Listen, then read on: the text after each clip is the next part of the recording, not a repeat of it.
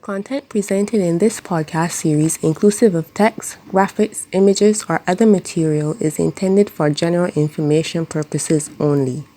The information presented is not intended to substitute professional medical advice, diagnosis, or treatment. You are advised to seek medical advice from a trained or qualified medical professional before introducing new items into your diet or healthcare regimen.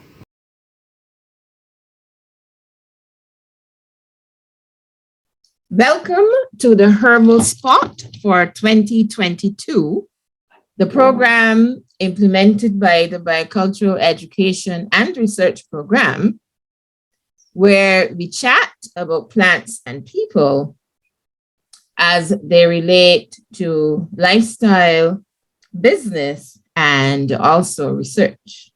This series of episodes for the Herbal Spot will take us across the Caribbean. And today we have in the hot spot, if we may say that, the herbal hotspot, Dr. Diane Ignacio, who joins us from Trinidad and Tobago. Dr. Ignacio is a lecturer in the Department of Pharmacy, University of the West Indies, Augustine Campus. She has a PharmD in pharmacy from Howard University, PhD in biochemistry from UW St. Augustine Campus, and her focal area of research is prostate cancer and the potential for unlocking interventions from our Caribbean indigenous plants. Dr. Ignacio is a longtime friend and partner of the Biocultural Education and Research Program, and she brings her perspective on the tradition of plant use in Trinidad and how that has applications for her research activity. Welcome, Dr. Ignacio. And I am also going to refer to you as Diane, if that's okay. That's quite okay, Dr. Peter. And thank you for having me on the hot spot, the herbal hot spot. The herbal hot spot. So I did give a glimpse of your profession, but could you share with us a bit more about your professional activity and how it is related to plant knowledge? Okay. Well, I am a pharmacist by profession, but professionally, I'm in academia. All right. So my activity is really in academia at the university. And because of that, I have postgraduate students who are encouraged to pursue looking at indigenous plants that are used for drugs, or that can be used for drugs, or that have the potential to have some kind of activity, against disease. Because we know historically, we know about plants, right? They have so many compounds, and since that's my area, that's what I actually do, in terms of my research at the University of the West Indies. Great. Thank you very much for filling that gap.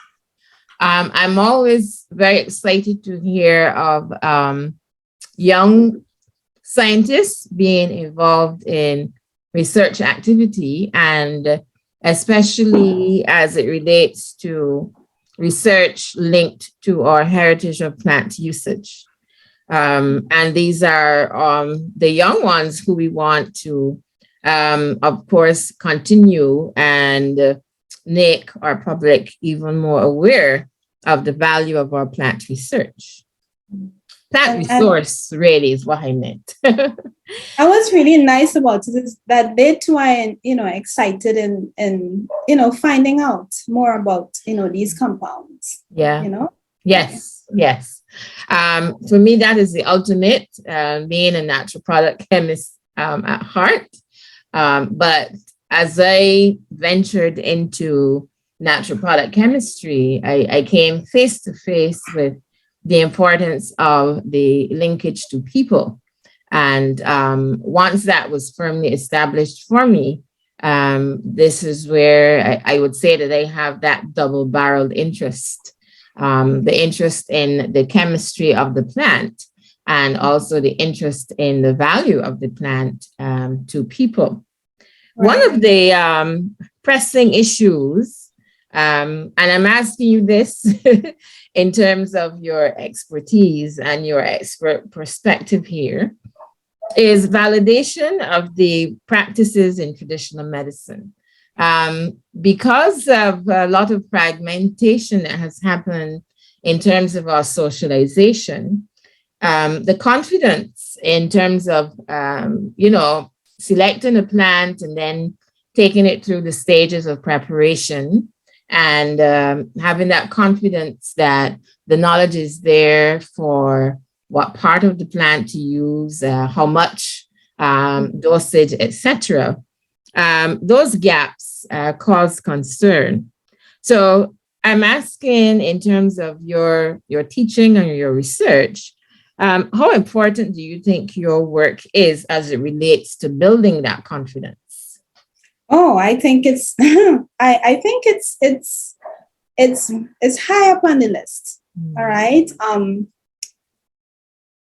My research area is actually cancer, specifically prostate cancer.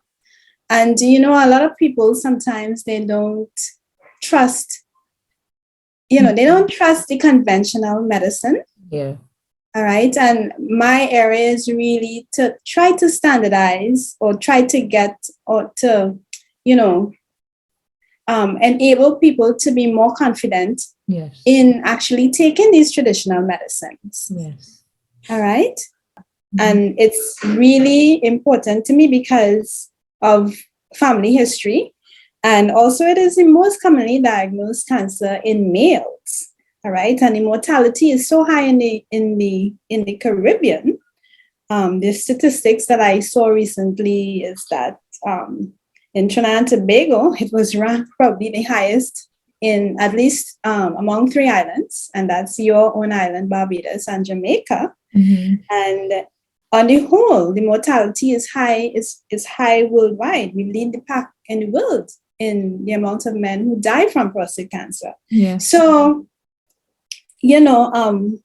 while there has been advances really in conventional, in treatments using conventional medicines, these haven't been, let's see, up to now, it still hasn't really progressed further than it should be. So the quest for finding new drugs from, indigenous plants in the Caribbean is really, really something that, is top of my list in terms of research. Yeah. Yes. Yeah. That is really quite sobering to acknowledge those stats about prostate cancer. And this is really why I was very supportive of your work in terms of having a look at our Caribbean plants and taking on the challenge, to see if there are any possible interventions locked away in these plants. I would love to see, across the Caribbean that we target our research in solving our problems. I know that we get excited by doing classical research. So do I. The thrill of discovery for scientists is always there. But I think as developing entities, developing nations, that we need to have an eye on targets that are linked to our development indicators. Yes. And certainly health is a major one, and cancer, of course, because we want to make a contribution in, having our people have a better outcome. It is really Yeah, Yes. not Yes. really great to hear. I know. Of these three islands being, numbered in that statistic. So I really want to commend you for taking up that challenge. And if we get a little closer to the plant people interface, we know that across the Caribbean islands, we all have the tradition of plant usage. Some of our populations have held on to that tradition a little better than others. Here in Barbados, we have identified about between 90 to 100 plants that are found useful in various medicinal applications. I would have to say that quite a number of them are used for colds and flu, upper respiratory tract infections. A number of them are used for diabetes and hypertension. And then we have the other health indicators, the cancers and wound healing, etc., arthritis. And we know specifically plants like soursop is always expressed as being helpful for persons who have overcome in terms of cancer therapy. But the soursop tea is used to keep the body in remission. We hear that from persons who have experienced it, but do we have empirical data to support that? But I just wanted to have you share with us a bit about the plants that are used in Trinidad from your personal perspective. Well, yeah, a lot of plants are used for different traditional uses here, like reproductive issues and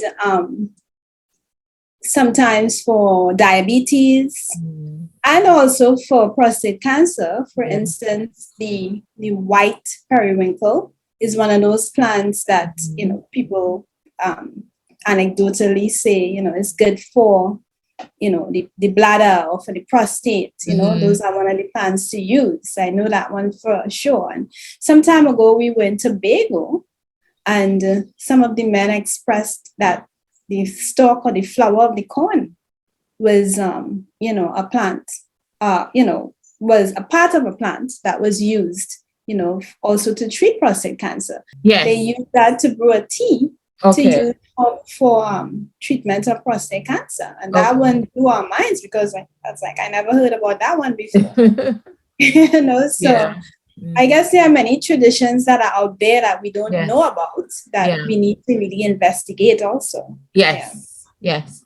I quite agree that we need to, I know that surveys are conducted. My issue is that we conduct surveys, but it seems as if we collect the data sets and then we don't revisit them, Because we end up with so many extracts, and I guess because of the cost, the financial burden of really doing the research and also having the labs and the equipment and things like that really kind of deters the scientists, the Caribbean scientists at least, from really getting into what we need to do, because I'm sure there's lots of compounds out there we know that can treat these particular ailments. And if we want to get them on the conventional side per se, where people will be more tending to probably use it, or even on the traditional side, if they have some evidence, yes, it works at least in the test tube, then they will be more inclined to seek that type of treatment. I quite agree with you. It's interesting to hear about the white periwinkle. We know that the periwinkle has been investigated for anti-cancer agents, and two very active agents, vincristine and vinblastine, were discovered from the periwinkle plant. And so we know that there are other opportunities out there for discovery. But your point raised, I think, draws me to my next question.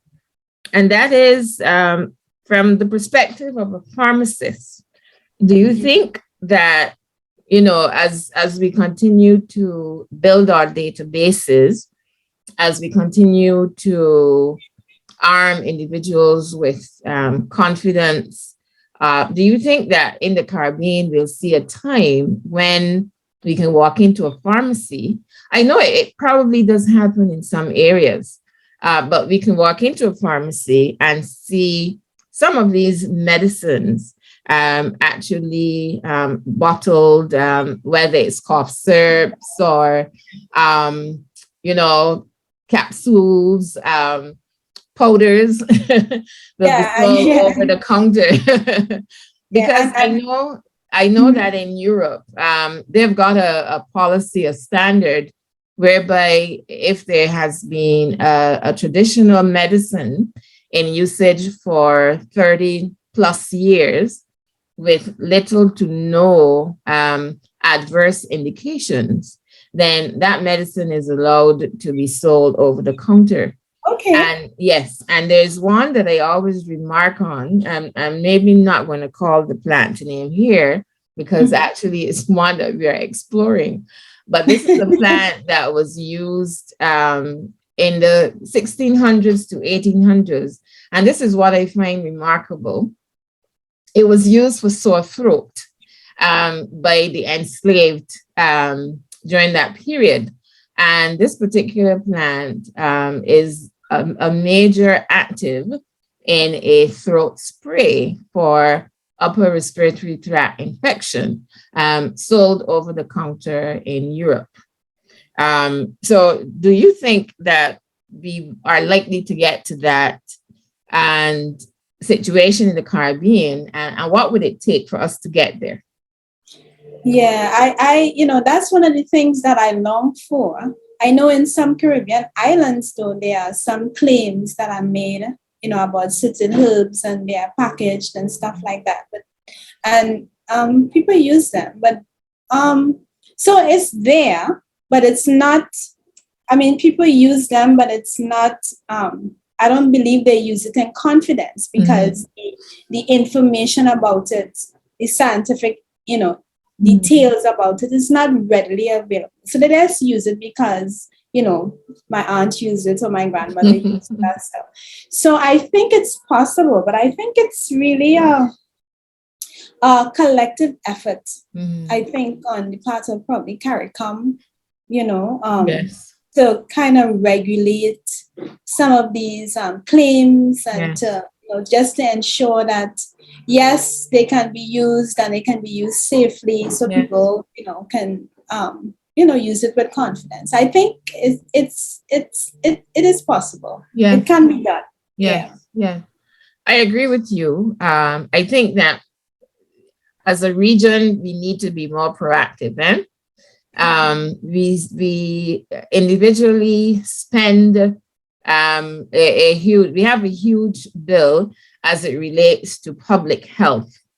And I think that it's time where we have another look at how we can develop interventions. We're not saying that we can borrow wholesale from the tradition, because we know, of course, that there are some instances where, the validity of a tradition just is not there. And I'm talking beyond the fact that that person say, this is the case. I think that, we could sort of have a priority, a sort of hierarchical list in terms of beginning to look at developing interventions. And for me, the area that is probably the lowest hanging fruit, if I may say that, is in the area of topical applications. The Biocultural Education and Research Program is actively engaged in looking at an intervention that is related to one of the chronic non-communicable diseases that is rampant in Barbados and also showing up across the Caribbean.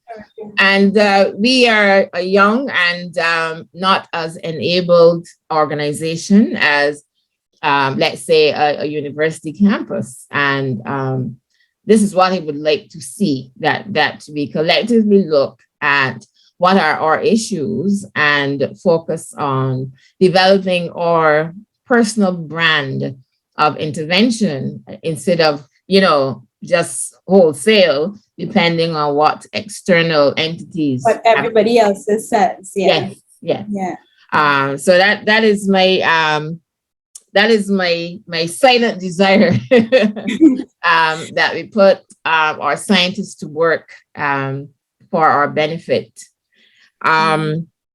So I enjoyed this quick chat with you. Like I said, I am very much in support of your targets as far as research. Yes, to find a new compound. Yes. Or to find, or to at least start at some point. Yes. Yes. Because I mean, when I spoke of topical applications as a low-hanging fruit, that's not the only opportunity, because I believe that we can develop nutraceuticals as well. We can develop cosmeceuticals. So I think there's an opportunity, for us to embrace the tradition where it is relevant and do the science behind it, put some innovation in there, and begin to brand health products for our Caribbean people. Is there any parting bits of information you would like to leave with us? Yeah, I as I listen to you mentioned about all these ideas, and I think about it's an expensive endeavor. Yeah. The only way to really begin, because we haven't really scratched the surface of all the plants and resources that we have in the region, that I would like to see a concerted effort to get this thing going, because plants are just filled with so many compounds that are not even we haven't even begun to understand how they work and how they can heal us. So I know it takes money, I know it takes time, I know it takes effort. Yes. And it needs some kind of unity to get at least to get it going. Yeah. Thank you very much. We are the converted. So we understand the potential here.